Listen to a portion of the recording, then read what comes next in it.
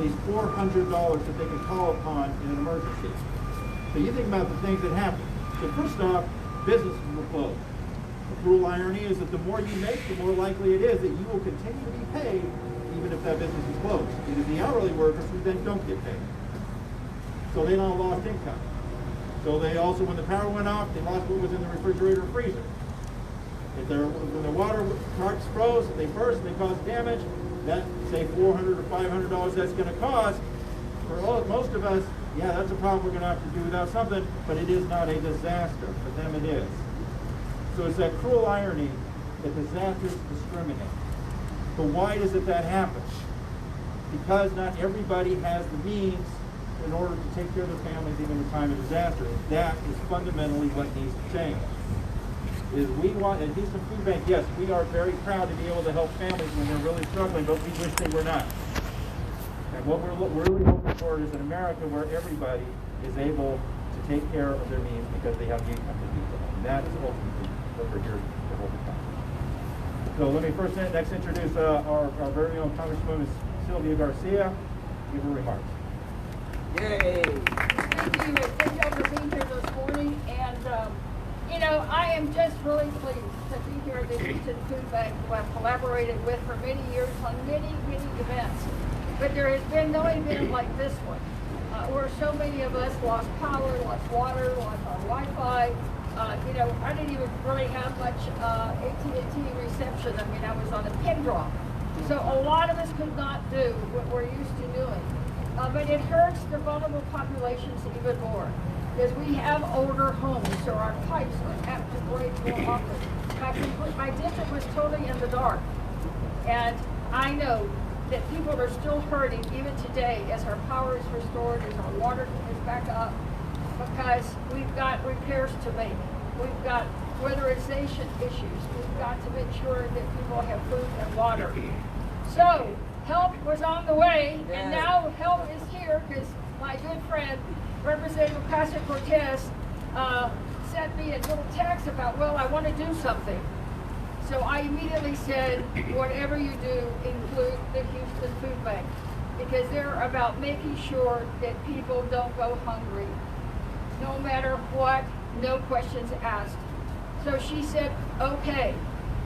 She hit $1 million in about 4 hours in the first day, and then she hit $2 million. And this morning she tells me that as of last night, they're at $3.2 million. Now that's pretty big even for Texas sizes. We're from Texas, right? Who does things with New York? We always kind of make fun of New York, but this time, we love New York! We love New York. So there's no better way to introduce her other than to say that she's a good friend, and Congresswoman Sheila Jackson-Lee, who's joined us, will agree that she is a rising star in the Democratic Party. She is a voice of conscience and with a heart, and she comes to Texas to help us, and she'll be with me all day today. Seeing on the ground what is really happening.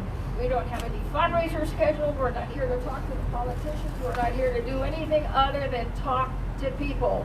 We're going to knock on doors, and she's going to meet some of my constituents who need help, because she's going to be ready to make sure that the package and the ideas that I've already given Speaker Pelosi on what we need to do, that she's going to be there to support us to make sure that we all have a full recovery. With that, my friend Alexandra Ocasio Cortez from New York. Thank you so much, Representative Garcia. Thank you so much, Representative Jackson-Lee, for welcoming us here to your district. When disaster strikes, this is not just an issue for Texans, this is an issue for our entire country. And our whole country needs to come and rally together behind the needs of Texans all across the state. And as was mentioned earlier, disasters don't strike everyone equally.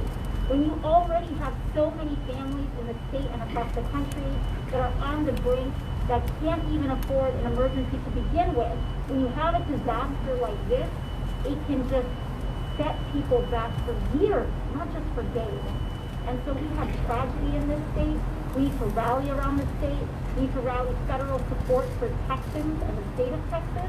And we need to make sure that we make short and long-term policy decisions so that this kind of devastation, preventable devastation, never happens again. And so I'm incredibly excited. You know, I think that as Representative Garcia mentioned, we hit $3.2 million in assistance for Texans across the state just last night. And I think this shows that New York stands with you, but the whole country stands with you. And as you mentioned, Representative Garcia, you know, we're in Texas, so we got to go big with our support. And so we hope to go even bigger. We hope to hit even more. Who knows? You know, if we can hit even 4, we'll see about that. But, you know, we really need to make sure that we're getting food and assistance to people across the state. As was mentioned, here at the Houston Food Bank, no questions are asked. So you come up and you need help, you do not have to prove a damn thing.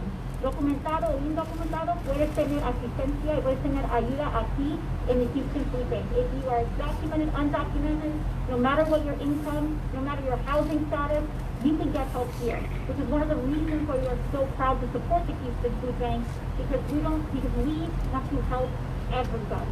You need it, we'll be there. That's the New York spirit, that's the Texas spirit, that's the American spirit. So thank you all so much. And I'll introduce Any questions, anybody? How will the $3.2 million be dispersed? Alex? So we have the 2.2 million. We have selected 5 to 10 organizations. 100% of all donations go straight there. So we've got the Houston Food Bank, we've got ECHO, so we have elder care, support for our Texans that are currently homeless, because they are particularly vulnerable right now without shelter. So it's largely food support, elder care, housing support, shelter support, and the 10 organizations are listed in the ACLU page if you'd like to know the specific ones. What made you decide to come in person? You know, when we first reached out and we tried to figure out what organization, we started trying to identify partner organizations, I think on Monday or Tuesday. And so we started going through these organizations, and at first we put out this support, and I thought we would be able to, you know, raise a decent amount of money, but the response was so incredibly overwhelming. You know, when we hit $1 million in 4 hours, it felt like, you know, what this meant was that our country was asking us all to come together with that. And I'm aware that a lot of us have the privilege also of being vaccinated. And I think that comes with an elevated responsibility to step up and help as public servants. And so when we hit $1 million and then we hit 2 million, it was like, all right, we got to get on a plane now. So that's one of the big reasons why we headed over. I think we were visiting about it, and I think when she heard that I didn't have water and didn't have power and was having to use a water bucket to fill my toilet so I could get substitute for flushing, I think she sort of went like, wow. I mean, she got the flavor of how devastating this event has been for everyone across the board, but more particularly, again, for people in my district and Sheila's district in the vulnerable areas where we have the older homes, the older pipes, and the less access to services. So we're going to be visiting the district and making sure that she gets a good first on-the-ground look at what is really going on. It's more than just reading it in the paper and looking at it on the news, no offense, y'all. But, you know, being there and really touching people makes a huge difference. And I hope that it means that it'll encourage her to double the $3 million. What's your thought on the Republican response? You know, for me, I think what's important is to focus on the responsive leaders that are here on the ground. We have Representative Jackson Lee, who represents the Houston Food Bank. We have Representative Sylvia Garcia. They are here, and they're on the ground, and they're helping Texas, and they're knocking doors with their neighbors. And so what I think is really important is let's focus on the folks who are doing the work, on the leaders and the champions.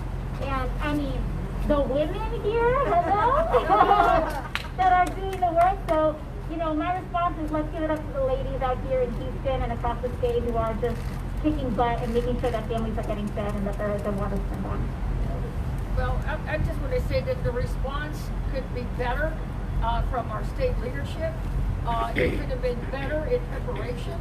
and it better step up and be better in doing a full independent investigation on why this incident happened, why they didn't winterize, why didn't they prepare, what are they going to do, and make sure that they do it in a transparent, fair, and equitable fashion. There will need to be reforms at ERCOT, and I urge the legislature to do that, and they should include looking at whether or not to join the federal grid. I think everything should be on the table. Texans do not want to go through this again. They want accountability. They want to know why the system failed and, quite frankly, almost broke. So I think that Sheila and I and others will be working with our colleagues in Austin to make sure that gets done. We do not need to go through this again. Sheila, do you want anything to Yeah, I think first of all, Sylvia, Congresswoman, my sister, and I want to make sure I say this name. say it in Spanish. My sister. Hermana, thank you. This leaves me at an unspeakable and emotional moment. And in the backdrop, I have 20 years of experience with 20 years of neglect by the state of Texas as it relates to the most vulnerable population. Congressman Garcia and myself had areas, maybe the entire areas of our district, a lot of vulnerable people, a lot of essential workers, a lot of marginal people, a lot of documented and undocumented, but they are our residents, they are our brothers and sisters. And we know that so many of them suffered hardships, even more than you might imagine. We were getting calls from children, adult children, whose parents lived in older homes left behind, that were trying to get them out of the freezing conditions because they thought they might die during the night. That was unacceptable and unnecessary. And so by Congressman Garcia and Congresswoman Alexandra Ocasio Cortez coming together in this spirit, coming here to the Houston Food Bank, which I love and work with and represent, it answers the questions of those who don't expect anyone to come to their rescue. Don't expect that someone says, I care. Don't expect to feed a single parent with 5 children who is the only breadwinner.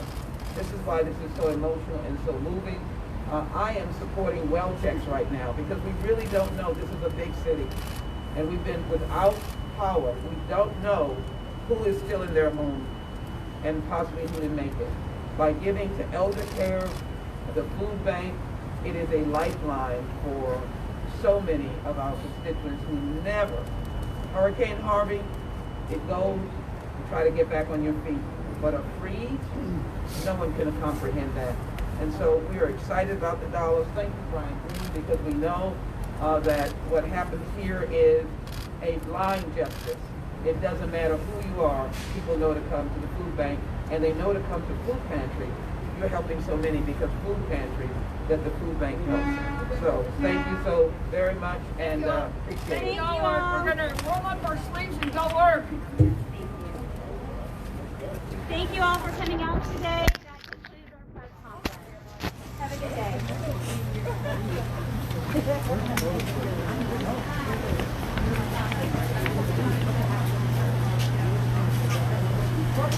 All right.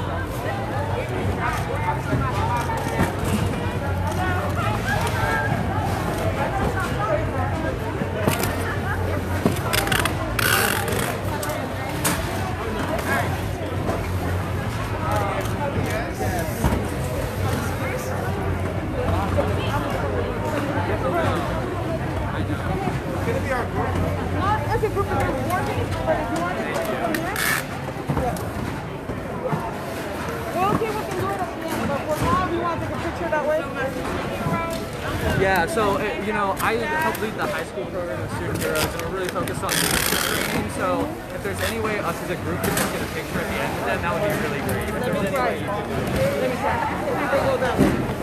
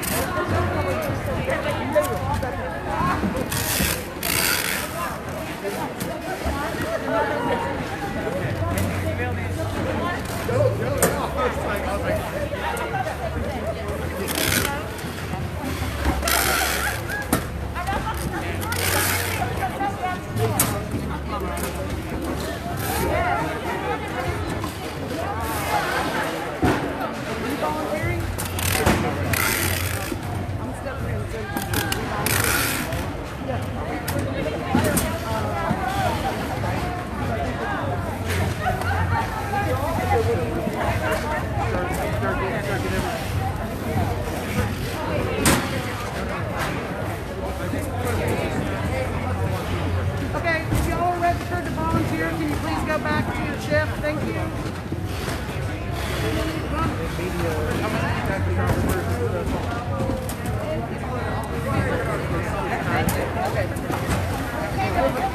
Okay.